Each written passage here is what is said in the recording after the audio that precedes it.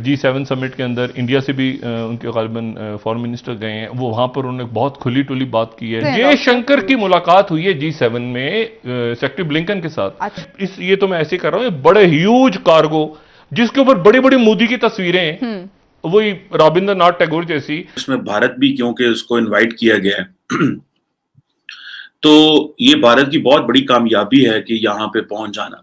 ये इंडिया की बहुत बड़ी डिप्लोमेटिक सक्सेस है कि यकदम आप और याद रखिएगा कि यूके ही वो मुल्क है जिसने आई थिंक 2015 में प्रपोज किया था कि India should be part of the G7। Hello friends, जय हिंद। A very warm welcome to Hindustan special channel. आपको पता है दोस्तों, G7 समिट लंदन में हो रही है और इस समिट में भारत को अतिथि के तौर पर न्योता दिया गया है।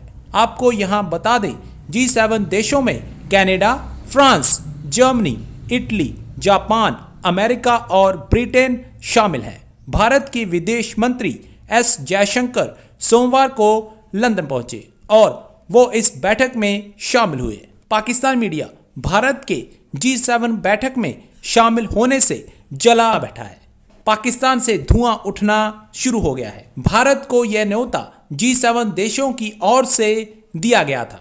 पाकिस्तानी मीडिया यह बता रहा है कि भारत का G7 बैठक में शामिल होना भारत की बहुत बड़ी कामयाबी है। आज की वीडियो में शाहिद मसूद और कमर चीमा ने और क्या कहा, तो चलिए दोस्तों आज की वीडियो की तरफ चलते हैं।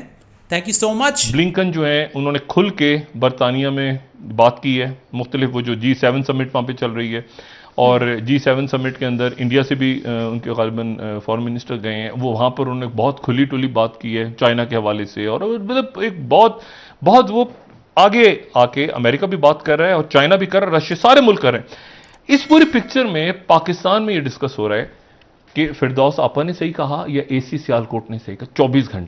24 घंटों में ये खबर है। जो लगे हुए हैं, जो पहुंचे हुए हैं आज G7 की मीटिंग में। अब G7 जो है, ये G7 वो अमीर मुल्क जो थे, अमीर मुल्क दुनिया के, उन्होंने मिलकर ये G7 बना लिया और उसमें फ्रांस है, बरतानिया है, अमेरिका है, बाकी मुल्क हैं यूरोप के, और उसमें 3-4 तो न्यूक्लियर पावर्स हैं, 5 गालिबन।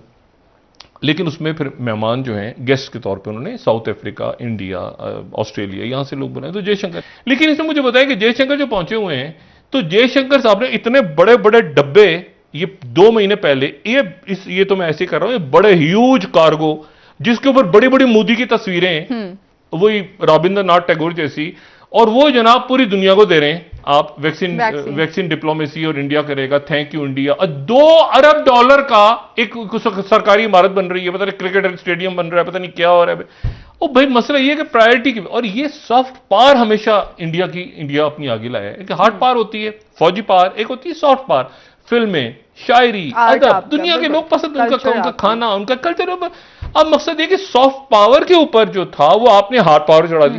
अब उनकी फिल्में देखें, उसमें भी दुश्मनी, गालियां, ये वो भी। मसला ये है कि सॉफ्ट पावर को सॉफ्ट पावर आप रहने दें, जितना मुल्क आगे निकलते हैं, चलते हैं।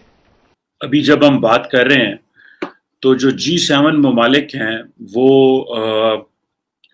उनके जो फॉरेन मिनिस्टर्स हैं या फॉरेन सेक्रेटरीज लेवल की जो टॉक्स हैं वो यूके में हो रही हैं और मैं समझता हूं कि उसमें भारत भी क्योंकि उसको इनवाइट किया गया है तो ये भारत की बहुत बड़ी कामयाबी है कि यहाँ पे पहुंच जाना। इससे पहले भारत जो है उसको 2019 में नरेंद्र मोदी को एक फ्रांस में जो एक आउटरीच मीटिंग हुई थी G7 की, उसमें भी इनवाइट किया गया था। बल्कि 2020 में डोनाल्ड ट्रंप ने भी इनवाइट किया था, लेकिन वो पेंडेमिक की वजह से मीटिंग वो कैंसिल हो गई। लेकिन जो G7 है उसमें क्योंकि ब्रिटेन होस्ट कर रहा है अगले महीने, ये 11 से 13 जून में G7 की फुल कॉन्फ्रेंस, जिसमें तमाम हेड ऑफ स्टेट्स और गवर्नमेंट्स आ रहे हैं G7 ममालिक के, तो इंडिया भी वहां पे जा रहा है। So hopefully prime minister Modi जाएंगे। ये इंडिया की बहुत बड़ी डिप्लोमेटिक सक्सेस है कि यकदम आप और याद रखिएगा कि यूके ही वो मुल्क है जिसने आई थिंक 2015 में प्रपोज किया था कि India should be part of the G7, और यूके ने कहा था कि इंडिया जो है वो उसको सिक्योरिटी काउंसिल की परमानेंट सीट भी मिलनी चाहिए. So just remember that how much UK puts its weight behind India for bringing or taking it global. That's one of the reason. That does not mean कि India की potential नहीं है. Obviously potential है तो सबको लेके जा रहे हैं. बेसिकली यूके G7 है क्या, एक छोटा सा मैं ओवरव्यू देना चाहता हूँ. ये 6-7 ममालिक का क्लब है जिसमें US, UK, France, Germany, Italy, Canada and Japan है. ये मैं समझता हूँ कि अगर देखा जाए तो this is one of the big achievement of India कि India became part of it. और अभी जब इंडिया का जो डेलीगेशन गया यूके में, तो सबसे पहले तो उन्होंने जाके वो जो प्रीति पटेल हैं जो होम ऑफिस को डील करती हैं, उनके साथ एक लैंडमार्क जो है वो डील भी साइन की, माइग्रेशन एंड मोबिलिटी डील. और यूके अपना नया इमिग्रेशन प्लान जो है वो शेयर कर रहा है. अब ये समझते हैं कि यूके को पता है कि हमें इन ममालिक को साथ किस तरह लगाना है. यूके सिर्फ इंडिया को नहीं बुलाया, उन्होंने साउथ कोरिया को भी बुलाया है, उन्होंने ऑस्ट्रेलिया को भी बुलाया है. जो कि जारी बात है बहुत सारे जो बाकी ममालिक हैं, पर्टिकुलरली इटली एंड फ्रांस, ये मैं बड़ी ऑथेंटिक बात बता रहा हूँ, दे डोंट लाइक के ये यूरोप और जो ट्रांस अटलांटिक अलायंस है इससे हम बाहर जाएं. सो ये एक बड़ा अहम चीज है. अगर देखा जाए G7 को देखा जाए तो ये एक बड़ा क्लब बनता है. और मैं आपको बात बताऊं व्यूअर्स के, अगर देखा जाए परचेजिंग पावर पैरिटी में 7 ममालिक पहले हैं, ब्राजील और इंडिया, और जो बाकी ममालिक आ रहे, साउथ कोरिया, ऑस्ट्रेलिया को भी लाने की कोशिश है.